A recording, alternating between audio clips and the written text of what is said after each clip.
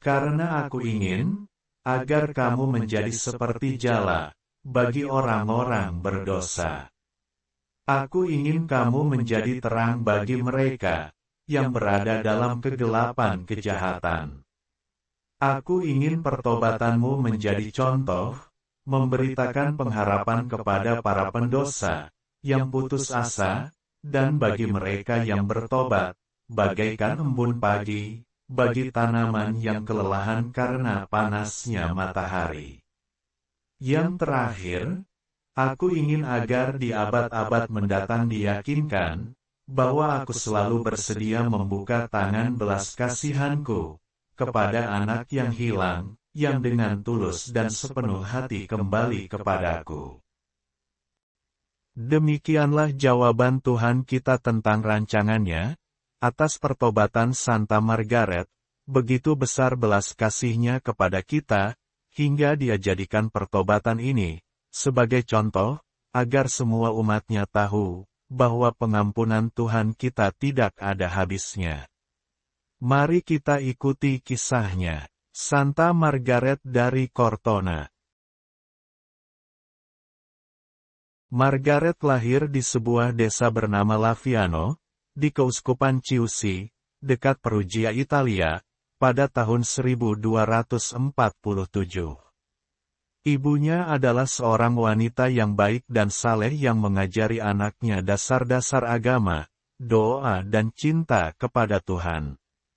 Sayangnya, ibunya meninggal ketika Margaret baru berusia 7 tahun, kemudian ayahnya menikahi seorang janda, yang benci dan kejam terhadap Margaret. Untuk melepaskan diri dari ketidakbahagiaannya di rumah, Margaret menghabiskan seluruh waktunya bersama anak-anak muda lainnya, terutama pria, yang menyanjung dan memuji kecantikan fisiknya yang luar biasa. Dia terbuai oleh pujian dan sanjungan banyak teman lelakinya, sehingga membuat dia semakin terjerumus dalam kesesatan. Ketika Margaret berusia sekitar 17 tahun, dia bertemu dengan seorang bangsawan dari Montepulciano, yang tertarik dengan kecantikannya. Bangsawan itu berjanji untuk menikahinya. Mengharap bisa lepas dari keadaannya yang buruk, Margaret akhirnya ikut bangsawan tersebut ke Montepulciano. Dia tinggal selama 9 tahun di sana, ia menjadi gundik bangsawan itu. Di istana, penuh dengan kemewahan, dia bisa memiliki segala yang diinginkannya. Serta hidup dengan perawatan dari pelayan yang tak terhitung jumlahnya, dibuai oleh rasa kagum serta sanjungan dari orang-orang. Suatu ketika dia tersadar, Margaret mulai mendengarkan hati nuraninya. Seperti yang kemudian dia katakan, "Di Montepulciano saya telah kehilangan kehormatan, martabat, kedamaian dan segalanya, kecuali imannya." Dia tidak pernah kehilangan kepercayaan yang ditanamkan ibunya yang baik, sedari kecil. Dan dengan demikian dia sadar akan dosa-dosa yang dia lakukan, dia takut jiwanya akan terbakar di neraka, jika dia tidak berubah dan segera bertobat. Ia mulai melakukan penebusan dosa dengan cara berdoa, bersedekah dan bermurah hati, namun kemauannya terlalu lemah untuk melepas jerat dosa, dan kenikmatan duniawi yang mengikatnya. Namun Allah ingin menjadikannya teladan yang luar biasa, akan belas kasihannya yang tak terbatas, terhadap orang-orang berdosa yang bertobat. Tuhan memutuskan jerat dosa ini, dengan satu kali potongan yang menyakitkan. Pada tahun 1273 kekasihnya pergi untuk mengurus suatu pekerjaan, ditemani oleh anjingnya yang setia. Keesokan harinya anjing itu kembali tanpa tuannya. Anjing itu menarik Margaret ke hutan terdekat, di mana dia menemukan mayat kekasihnya, yang diduga dibunuh oleh penjahat. Melihat jenazah kekasihnya, Margaret langsung sadar akan pentingnya hidup abadi. Dia gemetar memikirkan nasib hidup kekal kekasihnya, dan kesalahannya sendiri, atas dosa-dosa yang menjadi penyebab jiwanya dihukum, pada saat kematiannya. Saat itulah iman masa kecilnya kembali hidup, akhirnya Margaret segera memutuskan hidupnya untuk menebus dosa-dosanya yang besar. Dia mengembalikan semua perhiasan dan harta benda yang diberikan kekasihnya kepada kerabatnya dan pergi meninggalkan istana. Bersama putranya yang baru berusia 7 tahun, yang lahir dari hubungan di luar nikah, dia pun berangkat ke rumah ayahnya. Saat itu dia berusia 26 tahun. Margaret memohon ampunan dari ayahnya, dan memohon untuk dibiarkan tinggal kembali di rumah. Tapi karena penolakan keras dari ibu tirinya, ayahnya tidak bisa berbuat apa-apa. Dengan perasaan sedih, Margaret pun pergi bersama putranya tanpa tujuan pasti. Iblis melancarkan godaan kuat kepada wanita muda itu, dengan mengatakan kepadanya bahwa dia masih muda dan cantik, dan masih bisa mendapatkan kelimpahan, kesenangan, dan kemewahan dunia dengan jalan mudah. Namun Margaret melawan godaan itu dengan sekuat tenaga. Dia bertekad untuk menebus dosa-dosanya, dan memahami bahwa lebih baik mengemis roti daripada kembali ke kehidupan dosa. Dia yakin meski ayahnya di dunia menolaknya, tetapi bapaknya di surga mengampuninya, dan menerimanya dengan penuh kasih. Pada saat dia membuat keputusan ini, dia mendengar suara batinnya berkata, "Pergilah ke Cortona dan tempatkan dirimu di bawah arahan Saudara Dina." Margaret membawa putranya dan melakukan perjalanan berat sejauh 20 km ke Cortona. Margaret akhirnya tiba di Cortona, di mana terdapat biara Saudara Dina, yang dibangun oleh para biarawan dan pengikut Santo Fransiskus dari Assisi, yang berada di pusat kota. Pertapaan ini, yang disebut Le Celle, masih ada dan berfungsi hingga sekarang. Saat memasuki Cortona, Margaret bertemu dengan dua wanita bangsawan, yang merasa kasihan padanya dan anaknya yang malang tersebut. Wanita itu menawarkan tempat tinggal, dan berjanji juga, untuk mengurus pendidikan untuk anaknya. Setelah mendengarkan cerita Margaret, mereka mengirim Margaret kepada Pastor Giunta Befegnati, yang berasal dari biarawan Fransiskan, seorang pastor terhormat yang terkenal karena doktrin dan kesuciannya. Setelah membuat pengakuannya, dengan penuh penyesalan segala dosanya kepada Pastor Giunta, dia merasakan lega dan kedamaian yang mendalam. Namun Margaret tidak puas dengan pengampunan dosanya. Dia bertekad untuk menghabiskan sisa hidupnya dalam penebusan dosa, dan penebusan atas pelanggaran besar terhadap penebusnya. Dia mengambil Santa Maria Magdalena sebagai modelnya, dan Santo Fransiskus dari Assisi sebagai pelindung, serta Pastor Giunta Befegnati sebagai pembimbing spiritualnya. Setelah bertobat, Margaret tidak menyia-nyiakan waktunya.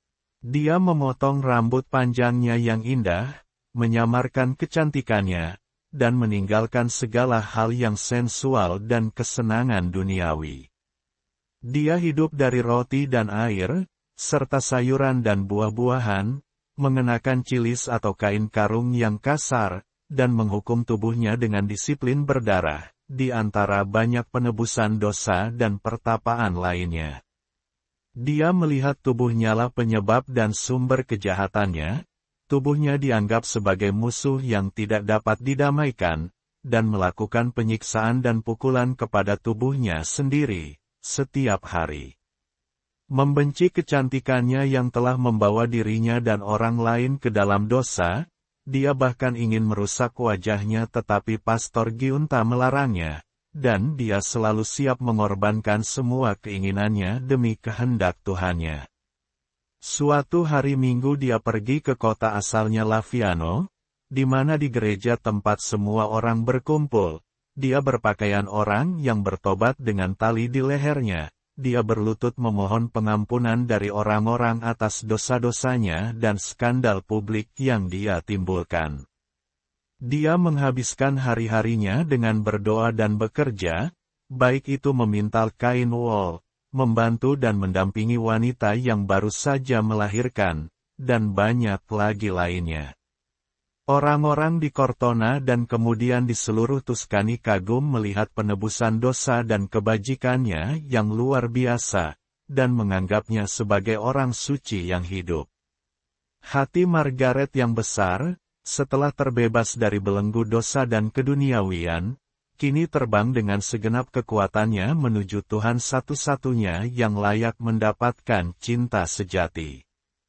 Pada tahun 1276, Margaret mengenakan pakaian ordo ketiga Santo Franciscus. Setelah menunggu selama 3 tahun, permintaannya akhirnya dikabulkan untuk menjadi tersier Fransiskan. Itu adalah hari paling bahagia bagi Margaret. Sejak saat itu dia tinggal di sebuah ruangan kecil yang dia sebut sel kecilnya. Dia berhenti makan sayuran dan buah aras segar, yang dianggapnya itu adalah barang mewah. Dia tidur di lantai yang keras, dan menghabiskan sebagian besar malamnya, bahkan seringkali sepanjang malam di dalam sel. Berdoa dan meditasi sengsara Tuhan kita.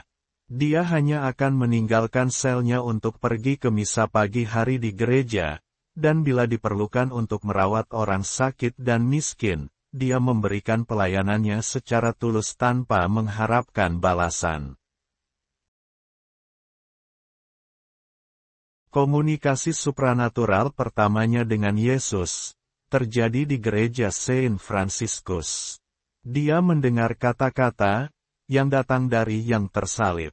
Apa yang kamu inginkan, hai orang berdosa yang malang?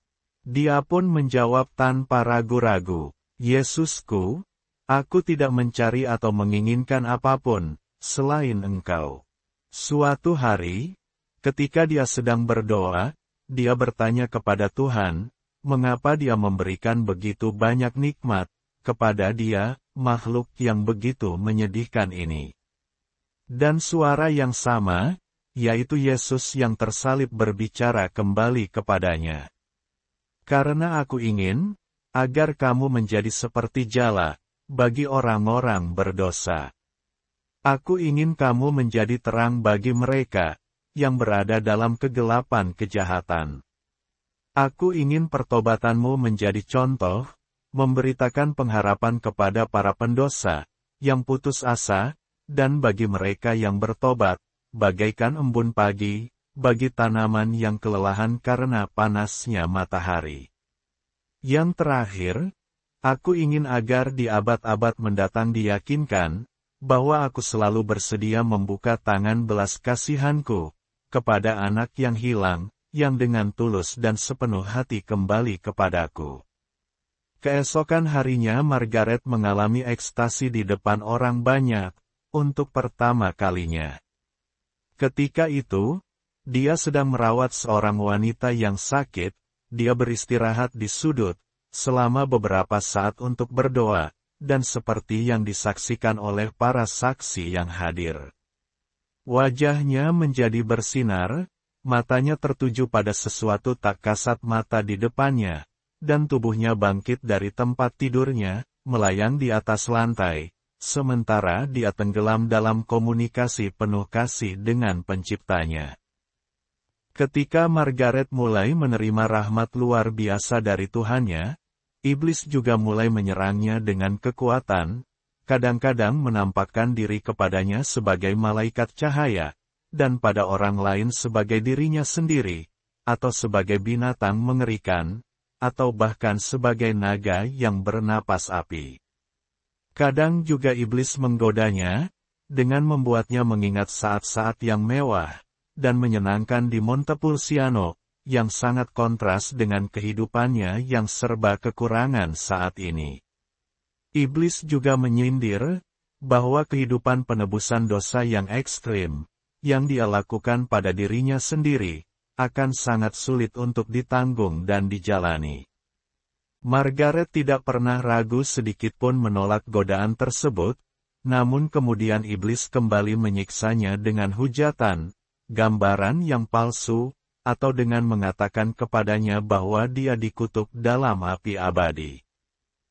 Di lain waktu iblis mengatakan bahwa, Margaret menyombongkan dirinya dengan mengatakan, bahwa dia adalah orang suci, dihormati dan dikagumi oleh semua orang. Menanggapi hal ini Margaret, dari jendela selnya, mulai dengan lantang dan terbuka mengakui dosa-dosa masa lalunya, yang telah membuatnya begitu menyinggung Tuhannya, dan menimbulkan banyak skandal di masyarakat. Mendengar hal ini iblis pergi berlalu, karena tidak sanggup mendengar kerendahan hati seperti itu. Iblis mencoba menipu dengan meyakinkan, bahwa semua rahmat dan nikmat sekarang ini, bukan berasal dari Tuhan sebenarnya. Ini adalah pekerjaan iblis, bahwa dia adalah miliknya, dan hidupnya adalah kebohongan dan tipu daya. Godaan ini menimbulkan kegoncangan dalam benaknya, tetapi keraguan itu segera ditepis oleh Pastor Befegnati, dan juga oleh Yesus sendiri. Serangan iblis ini berlangsung selama sisa hidupnya, semakin besar rahmat Tuhan yang dilimpahkan kepadanya, semakin kuat dan ganas kebencian dan penganiayaan iblis. Pada tahun 1286 Margaret mendirikan sebuah rumah dan rumah sakit, untuk orang sakit dan lanjut usia yang miskin. Ini merupakan sumbangan dermawan dari keluarga bangsawan Cortona. Tak lama kemudian dia mendirikan sebuah institut suster tersier Fransiskan, yang akan membantunya merawat orang sakit dan orang miskin. Ini adalah lembaga amal pertama, yang lahir di abad pertengahan. Putra satu-satunya, kemudian menjadi imam Fransiskan, seperti yang telah dinubuatkan Yesus beberapa tahun sebelumnya. Ada banyak anugerah luar biasa yang Tuhan berikan kepada Margaret. Dia juga memberinya karunia membedakan jiwa, bernubuat, dan banyak mukjizat. Pastor Befegnati menceritakan ada banyak keajaiban, dan ini salah satu mungkin yang paling terkenal, saat dia menghidupkan kembali anak Cortona yang sudah mati, atas permohonan seorang ibu yang putus asa. Orang suci ini juga dikenal dapat membebaskan orang dari kerasukan setan, dan secara ajaib juga menyembuhkan orang sakit. Suatu pagi hari Jumat suci tahun 1287, Margaret berada di gereja Saint Franciscus, setelah menerima wahyu dari Yesus pada hari sebelumnya, bahwa dia akan mengalami penyaliban mistis. Ketika habis misa dia jatuh ke dalam ekstase, di mana dia menyaksikan seluruh perjalanan sengsara, dia ikut merasakan kepedihan Yesus.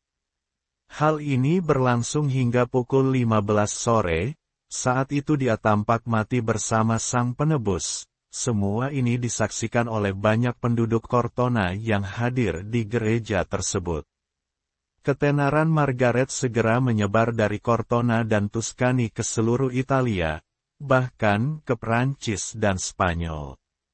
Orang-orang dari berbagai negeri datang menemuinya, meminta nasihatnya, memohon mukjizat perantaraannya, atau mencari penghiburan.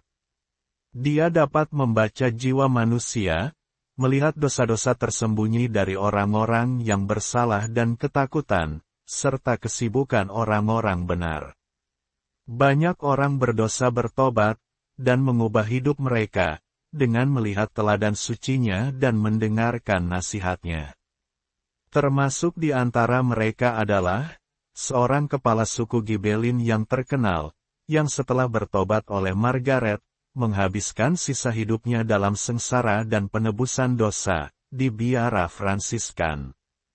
Dia juga mendesak masyarakat Cortona, untuk berdamai di antara mereka sendiri, dan itu berhasil untuk sementara waktu, meredakan perselisihan antara berbagai faksi. Selama masa Prapaskah tahun 1288, Margaret diperlihatkan dalam sebuah penglihatan, keadaan dunia yang penuh dosa, orang-orang Kristen yang tidak setia, kejahatan orang-orang Yahudi, penodaan tanah suci oleh orang-orang non-Kristen, dan pelanggaran serta kemarahan terhadap Yesus. Melihat hal ini, dengan patah hati, dia mempersembahkan dirinya kepada Tuhan sebagai korban penebusan. Tawarannya diterima, beberapa hari kemudian, pada tanggal 25 Maret setelah komuni, dia melihat salib bercahaya turun dari surga, di mana dia akan disalibkan. Tuhan kekasihnya yang tersalib menampakkan diri kepadanya, memberitahunya bahwa dia akan disalib bersama dia, bukan dalam dagingnya tetapi dalam hatinya. Pada saat itu juga, sebuah panah api menembus jantungnya. Sang penebus juga menunjukkan kepadanya, sebuah pertapaan yang terpencil dan menyedihkan, di sebuah bukit di luar Cortona, di mana dia akan pensiun dan hidup dalam kesendirian di sana. Dengan perasaan berat dia meninggalkan semua kehidupan, yang selama ini dijalaninya di Cortona. Pada tanggal 1 Mei tahun 1288, dia masuk pertapaan yang ditunjuk dalam penglihatan sebelumnya.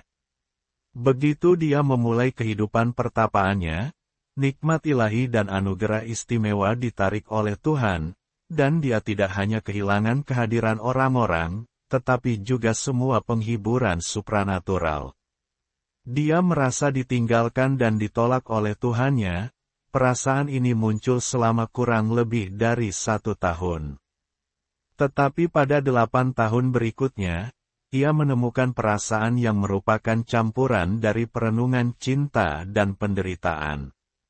Dan dalam 9 tahun terakhir hidupnya, dia bahkan meniru kehidupan peniten menurut Alkitab sebagai seorang pertapa, menghabiskan waktu dalam doa, kontemplasi, pemujaan dan cinta. Pada tahun-tahun ini, penebusan dosa dan mati raga yang dialaminya menjadi semakin parah, dan dia berpuasa hampir secara permanen.